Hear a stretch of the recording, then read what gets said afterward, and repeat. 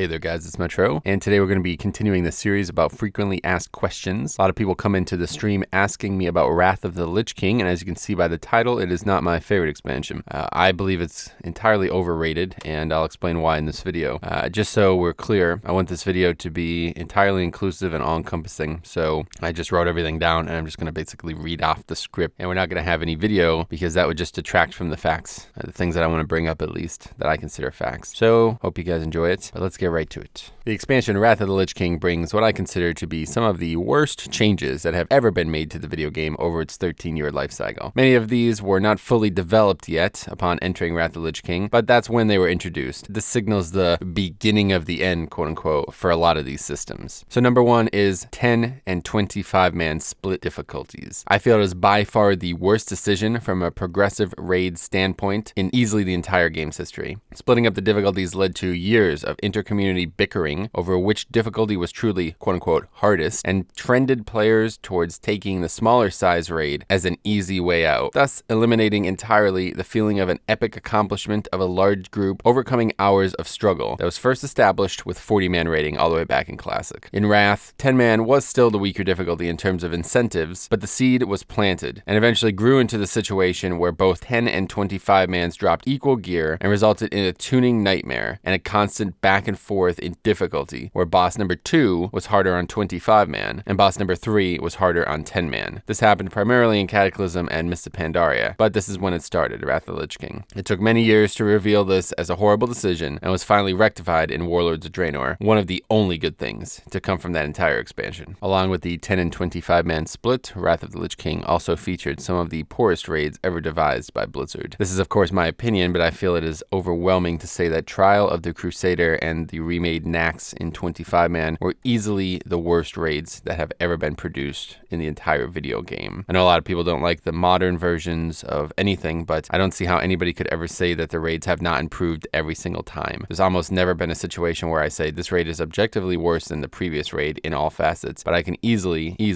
say this with Trial of the Crusader and Naxx. I know people will ask, so I'll try to explain why I don't like either raid in brief, but the main reason I don't like the Naxx remake is because in a lot of ways it's literally the same thing from Classic, or made even easier or more clunky in some situations. A lot of the fights were not made for smaller groups, especially 10 man, and you could see this on the Instructor Vesuvius encounter. Basically destroys the whole concept of the fight when you do it on 10 man, and that's one of the first signs for me that 10 and 25 man were simply never going to work properly. In terms of TOC, the reason I hate it is because it simply does not feel like a raid. It has 5 bosses, 2 of which were gated in time, and there's absolutely no trash in the entire dungeon. This is a big deal to me, and even, how cool the, descending into the final boss was. There's almost nothing else redeemable about the encounters themselves or the design of the raid. Fighting an entire raid worth of bosses in one room, essentially 2 rooms if you count the last room, is just terrible. It's weak, and I feel like it has no place in World of Warcraft. So bad raids was number 2. This is number 3, talking about dungeon content, heroic dungeons especially. Anytime you compare dungeons to pretty much any other expansion, I find the highest difficulty of dungeon content in Wrath of the Lich King was exceedingly poor. We're talking about accessibility being raised drastically in Wrath, and the difficulty hugely nerfed coming off of the Burning Crusade. But like I said, even comparing to challenge modes in MoP or Mythic Plus and Legion, I feel like dungeons were just at an all-time low in Wrath of the Lich King. On top of this, the badge system, which was a defining success of the Burning Crusade, was dragged out over 4 long tiers, forcing you to do increasingly easy dungeon content for catch-up gear that trivialized older raids. Talking about things like Old War being trivialized by the badge system in Wrath of the Lich King is just a travesty if you ask me. Number 4, the looking for group system and technology. Now I remember at the time when they announced this, it sounded like it was going to be an amazing addition, but ultimately what they did was pretty much destroy the social network of the video game, and this was added in Wrath of the Lich King. A lot of people, for some reason, think that it was added in Cataclysm, but it was not. It was added at the final patch of Wrath of the Lich King, and while it alone did not damage the expansion greatly, it went to flower into the looking for raid system, which continues to degrade the social atmosphere and requirements of much PvE content to this day, even in Legion. In Legion, if you're not aware, they've made the content that can be queued for substantially less rewarding and much easier than it ever was. So it's a good step towards fixing this problem, but no matter how easy or irrelevant LFG and LFR content is, people will continue to say things like, well, I can't queue for Mythic, so I can only do LFR. And this is obviously ruining the active rating player pool, as well as a serious player pool in general. It's a big deal, in my opinion, in all versions of the video game, but the fact that it was introduced in Wrath tells you that they were willing to, pander towards these types of players who refuse to be serious about the game and only want more accessibility and more inclusion and, more casual content, less time-taking content than anybody else. And that's a scary thing because ultimately, those players can exist within the game, of course, but you're kind of ruining the whole point of the game, if you ask me. Number 5 is systemic changes to leveling. Now, when I was making this video, a few people brought up that they had also, once again, nerfed the experience needed. If you're not aware, in TBC, they nerfed the experience needed by, I think it was 20, if not 25%, from 1 to 60. People said they did again in Wrath, but I couldn't find any evidence of this. So if anybody actually knows for 100% fact that they did this, it would be added to this list as well. But my 3 big issues with leveling in Wrath were, of course, heirlooms, which were added in Wrath, rampant use of Recruit a Friend, which was added right at the end of TBC, but got way more popular in Wrath because they added a couple incentives to do it, and then class changes further trivialized leveling to a point where it is no longer having a place in the discussion of supported content in World of Warcraft, and has basically become a laughing stock like it is today in anywhere past MoP and Lich and stuff like that. So leveling, of course, if you guys have been watching me play Classic,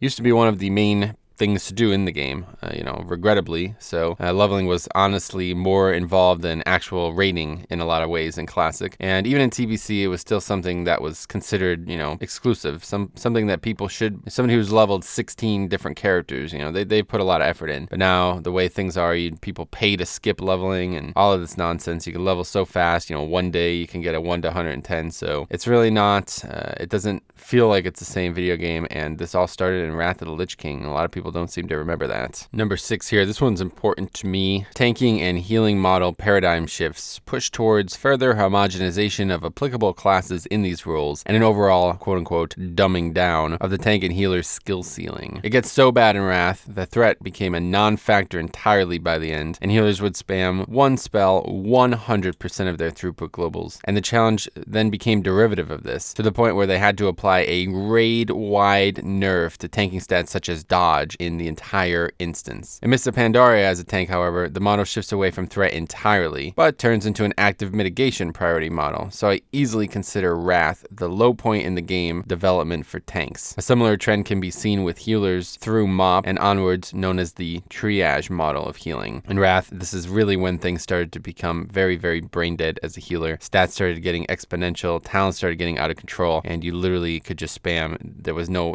almost no issue with mana anymore at this point, and you can just spam your best heal. Like, for example, Holy Paladins was Holy Light, Resto Druids was Rejuve, put a Rejuve on every single person. Discipline Priest was, of course, Power Word Shield, and Resto Shaman was Chain Heal, etc. So it got pretty crazy at the end, and that's why they had to drastically change it into Cataclysm. They didn't necessarily fix all the problems with healing in Cataclysm, still took them a while, but this is easily the most, compared to even Classic, but of course Legion, any other expansion basically, Wrath really did the whole game a disservice in terms of tank and healer balancing. So the final point, number 7 here, is kind of minor compared to the other ones, but I just like to remind people that this is the first expansion where old raids were trivialized and gear from them was mostly invalidated by dungeon gear and badge gear. While it eventually went on to be a preference of mine, at the time it was a huge attractor to realize that Old War was invalidated by a dungeon like Pit of Sauron. I mentioned this earlier, a lot of these things work together, the dungeon ease and difficulty and the way the badge system worked over 4 tiers really didn't help the system, so a lot of these things compound upon each other. But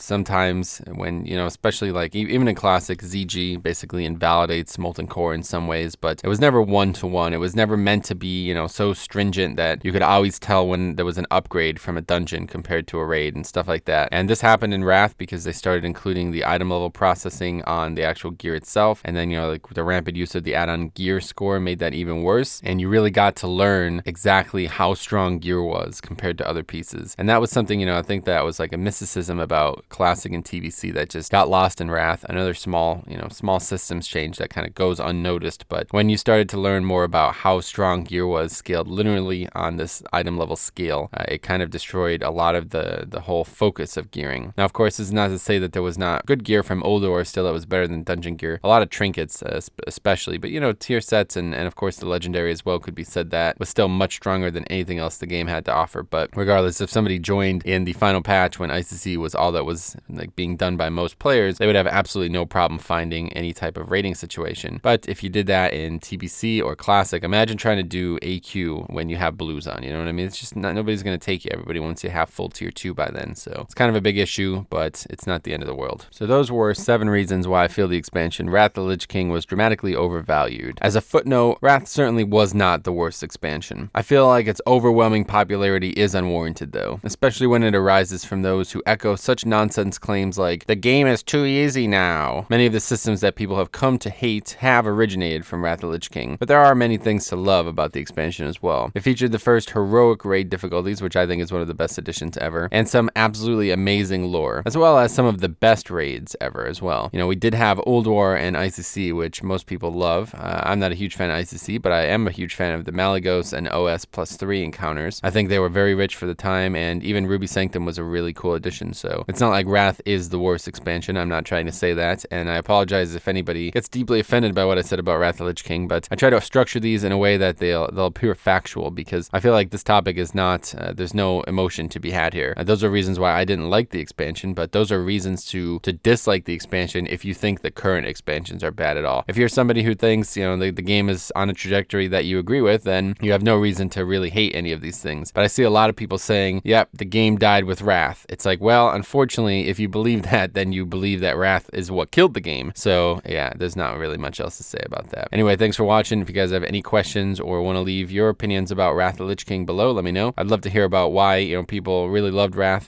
some of their strong points, and whether or not they feel my 7 points were justified.